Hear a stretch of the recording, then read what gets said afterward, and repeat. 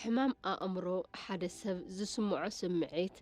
حسابو ጸባዩ ምስ ካልኦት ዘለዎ ርክብ ብዝለዓለ ብርኪ ዝህወኽ ኩነታት ጥዕና እዩ ትካል ጥዕና ዓለም ከም ዝሕብሮ 20 ሚእታዊ ዝኸውን ህዝቢ ዓለም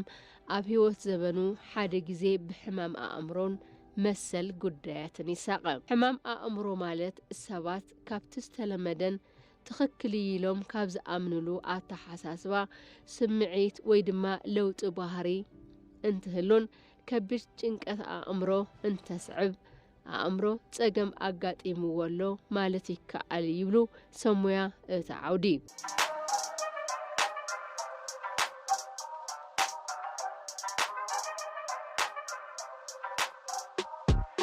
ብምኽንያት ጸገም ጥዕና ኣእምሮ ዘጋጥም ምልውዋጥ ባህሪ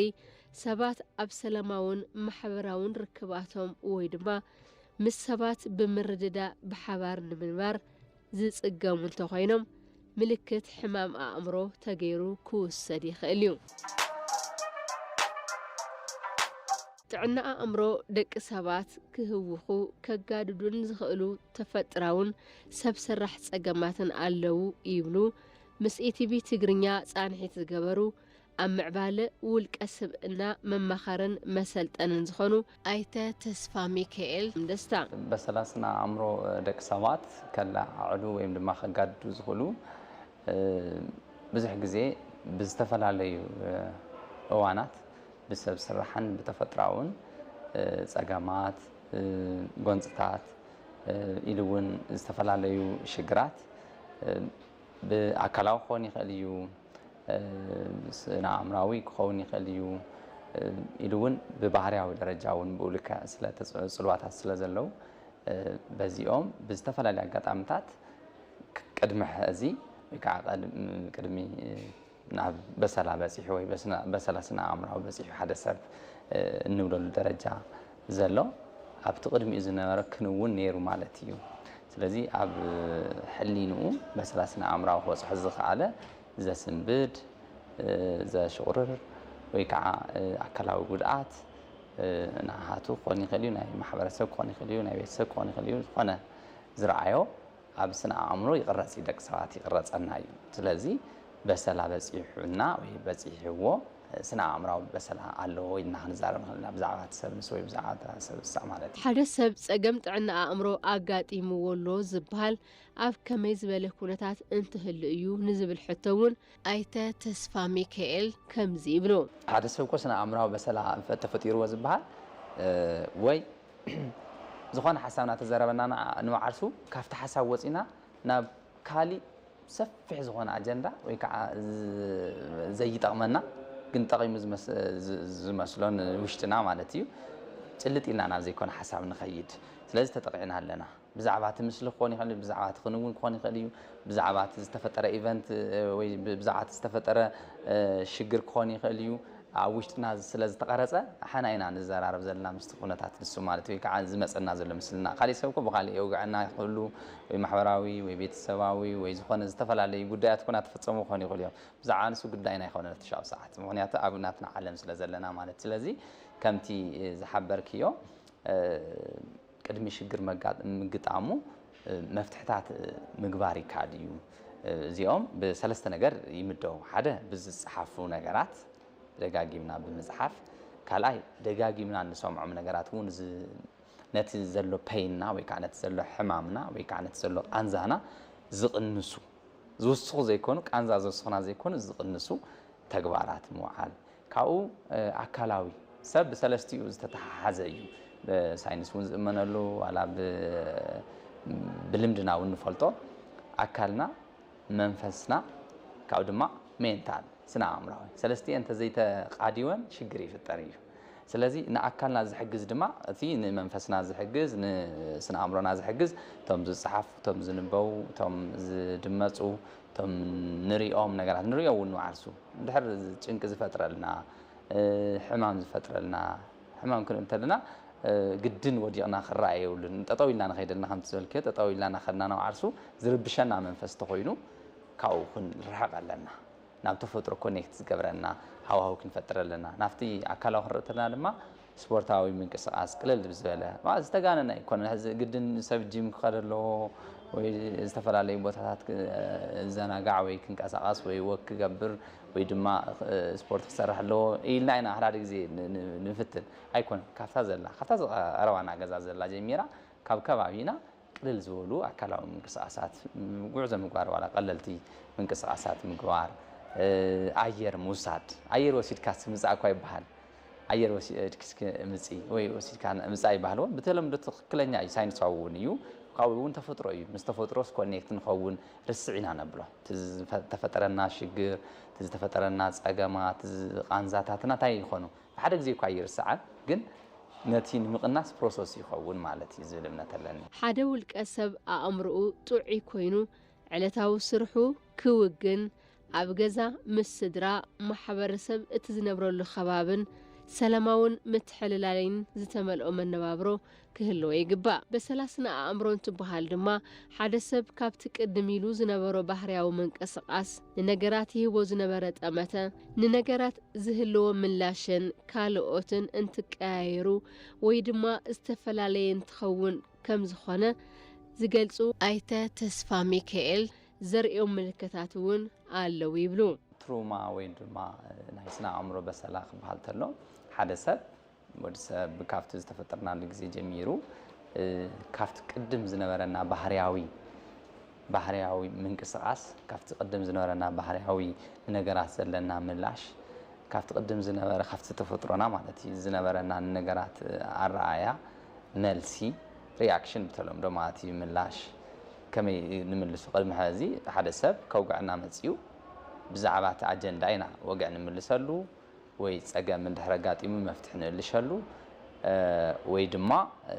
እንድሕር ደኣ ጽቡቕ ነገር ተኸሲቱ እውን ነቲ ጽቡቕ ነገር ሪኣክት ንገብር ወይ ከዓ ምስቲ ኩነታት ንመሳሰል ሽግር ተጋጢሙ ከዓ ነቲ ሽግር መፍትሒ ይኾን ዝኽእል ተመሳሲልና ኢና ሪኣክሽን ንፈጥር ወይ መልሲ ንህብ ወይ ናብ ተግባር ንኣትው ብተለምዶ ዝበሃል ካብኡ ወፂና ካብኡ ዝወፀ ካብቲ ቅድም ዝነበሮ ነቲ ጉሮም ዝነበርና ደረጃ ክንከውን ተለና ናብ ምንታይ ደረጃ በፂሕና ኣለና ማለት እዩ ስቴፕ ክፈላለ ይኽእል ካብ ሰብ ናብ ሰብ ይፈላለ ብርግፅ ናፍቲ ስነ ኣእምራዊ በሰላ በፂሕና እዩ ማለት እዩ ሓደ ሰናት ዘረና እንታይ ወልካኒ ንብል ወደ ብተለምዶ እዚ ብዙሕ ግዜ ናይ ምርሳዕ ወይ ድማ ትኩረት ዘይምሃብ ንብሎ እዩ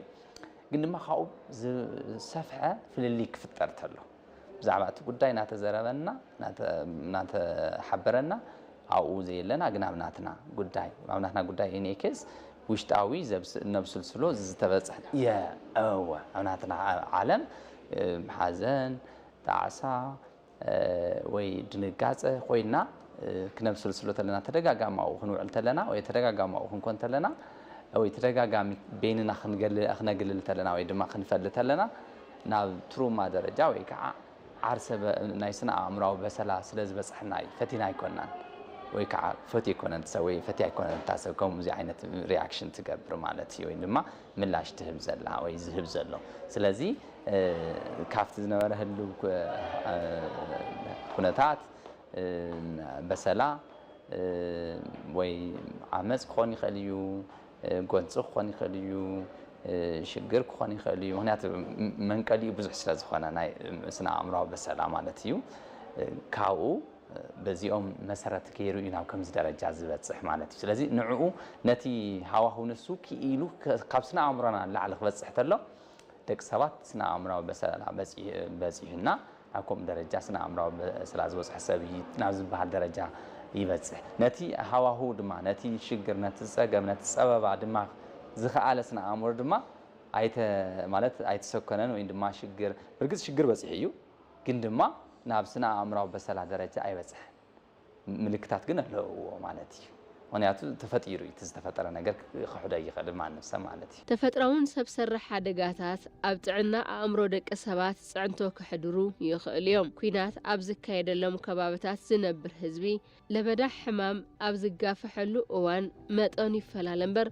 ኣብዝሓ ኣብቶም ፀገም ዘለዎም ከባቢታት ዝነብር ህዝቢ ግዳይ ፀገም ጥዕና ኣእምሮ ክኸውን ይኽእል ይብሉ ኣይተ ተስፋ ሚካኤል ደስታ ዝሓለፉ ግዜያት ዝነበሩ ሽግራት ኣብ ማሕበረሰብና ደረጃኡ ክፈላለ ይኽእል እምበር ዓበይቲ ናይ ስነ ኣእምራዊ በሰላታት ተፈጢሮም እዮም ንሪኦ እውን ዘለና ማለት እዩ ካብ በኣካል እውን ናይ ምርኻብ ዕድላት ስለ ዘጋጥመና ዘሎም ኣብ መዓልታዊ ምንቅስቃስና ኣብ ዝተፈላለዩ ሰሜን ኮነ ደቡብ ኮነ ማእከል ኮነ ኣብ ዝተፈላለዩ ቦታታት ከይድና ብዙሕ ዓይነት ሰብ ስለ ትረክብ ወይ ከዓ ብዙሕ ማሕበረሰብ ስለ ትረክብ በተለይ ናብቲ ናይ ትግርኛ ማሕበረሰብና ክንመጽእ ከለና ድማ ናይ ትግራይና እዚ በሰላታት ሰፊሑ ኣሎ ማለት እዩ ስለዚ ነዚ ዝቕረፈሉ መንገድታት ኣለው እዮም ብርግጽ ብግሊ ወይ ከዓ ብውሕዳት ኣካላት ዝፍታሕ ይኮነን ብጣዕሚ ናይ ብዙሕ ማሕበረሰብ ናይ ብዙሕ ኣካላት ናብ ስነ ኣእምሮዊ በሰላ ደረጃ ዘይበጽሕ ማለት ስነ ኣእምሮዊ በሰላ ሽግር ዘይብሉ ሰብ ነቲ ስነ ኣእምሮዊ በሰላ ሽግር ዝበጽሖ ሰብ መፍትሒ ክእልሸሉን ኣካል ናይቲ መፍትሒ ክኾነሉን ዓብይ ምርብራብ ይደሊ ከም ሞያዊ እውን ሪከመንድ ዝግበሩ ወይ ከዓ ዝምከሩ ደረጃታት ኣለው ሓደ ተኣዩ እቲ ስነ ኣእምሮዊ በሰላ ዝበጽሖ ሰብ ኮነ ተባሂሉ ካብቲ ናይ ቅድም ዝገብሮ ዝነበረ ምንቅስቃሳት ዝተፈለዩ ምንቅስቃስ ስለ ዘርኢ ዝተፈላለዩ ምላሻት ስለ ዝህሉ ተፈጥሯዊ ክንክሕሉ ኣይንኽእልን ኢና ቅድም ከምዚ ነይሩ እሞ ቅድም ከምዚ ነይራ እሞ ንምንታይ ሕዚ ከምዚ ኮይኑ እንብሎ ኣይኮነን ምክንያቱ ናይ በሰላ ጽዕንቱ ሓደ ንሱ እዩ ቅድም ዝሰርሖ ዝነበረ ስራሕቲ ቅድም ዝሰርሖ ዝነበረ ተግባራት ሕዚ ንኽትግብር ይኸብዶ ወይ ክድንግጽ ወይ ድፍረት ይስእን ወይ ምስ ሰብ ዘለዎ ሪሌሽንሽፕ ምስ ሰብ ዘለዎ ትርጓመ ምስ ሰብ ዘለዎ ደፊርካ ምዝራብ ምስ ሰብ ዘለዎ ረኽቢ ከም ትቅድም ነበረ ሰላማዊ ዝነበረ ምንቅስቃሱ ሙሉእ 100% ዘይኮነ ኮይና ኢና ንረኽቦ እዚ ባህርያዊ እዩ ኣብ ሳይንስ ዓለም እውን እሱ እዩ ዝሕብረና ካብቲ ቅድም ዝነበረና ባህሪ እንታይ ሕዚ ፀባይ ተቐይሩ ወይ ፀባያ ተቐይራ ንብል ንኸውን ዘይፈለጠ ሰብ ኣይኮነን ስለ ኣብ ስነ ኣእምሮዊ በሰላ ሽግር እንድሕዳ ኮይኑ ሓደ ሰብ ቅድመ ሕዚ ተጨቃጨቃይ ዝነበረ ክጨቃጨቕ ይኽእል እዩ ቅድመ ሕዚ ተኸራኸራይ ዘይነበረ ብጣዕሚ ተኸራኻሪ ክኾን ይኽእል ንሰላማዊ ዝከራኸሮ ነገር ከም ዘሎ ኮይኑ ግን ብተለምዶ ንእሽተይ ነገር እውን ክስታይ ዝብለሉ ሃዋህው ይፍጠር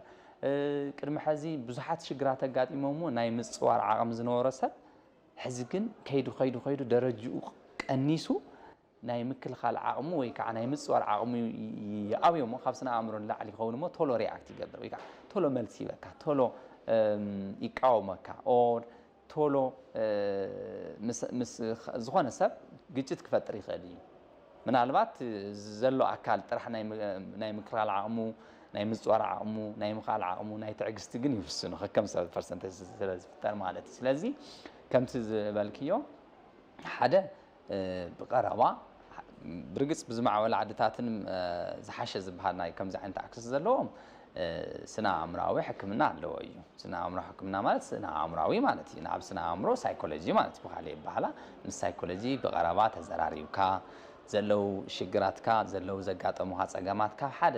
ካብ ሃ እስካብ ፐ ዘጋጠሙ ፀገማት ተዘራርበሉ ዕድላት ይፍጠሩ እዮም ናይ ከምኡ ኣክሰስ ስለ ዘየለ ግን ከምቲ ንፈልጦ ዝተወሰነ ፐርሰንት እዩ ዘሎ ግን ቀሊል ኣይኮነን ብርግጽ ከም ኣብ ሳይኮሎጂ ዝነጥፉ ዝተመረቑ ቅድመ ሕዚ ዝሰርሑ ዝነበሩ ወይ ከዓ ኣብ ጅማሮ ዝነበሩ ሰባት ታዘለቶ ወይ ከዓ ኣብ ከምዚኦም ዓይነት መድረኻት ስልጠናታት እውን ልምዲ ዘለዎ ሰብ ታዘለቶ ከካፍል እንድሕር ከይሉ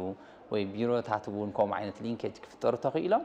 መፍትሕታቶም ኣብ ቀረባ እዩ ፀገም ዘጋጠሙ ኣእምሮ ብዝተፈላለዩ መንገድታት ምድሓን ይከኣል እዩ ዝብሉ ኣይተ ተስፋ ሚካኤል ደስታ እቲ ሕዚ ዘሎ ሃዋህው ሰላም ሰባት ንቡር ምንቅስቃሳቶም ከሳልጡ ስለ ዝሕግዝ ፀገም ጥዕና ኣእምሮ ዘጋጠሞ ሰብ ናብ ንቡር ንኽምለስ ኩሉ ዝከኣሎ ክገብር ከም ዝግባእ እውን ተዛሪቦም እዮም ሳይኮሎጂ ሓቂ ኩሉ ገዝኡ ሳይኮሎጂ ክረክበ ይኽእልን ወይ ከዓ ሳይኮሎጂስት ክረክብ ኣይኽእልን ስለዚ ዝሓሸ ግን ክገብሮ ዝኽእል ንዕኡ ክምችው ዝኽእሉ ሃዋህዋት ምፍጣር ዝተጋነነ ካፒታል ኣይሓተናን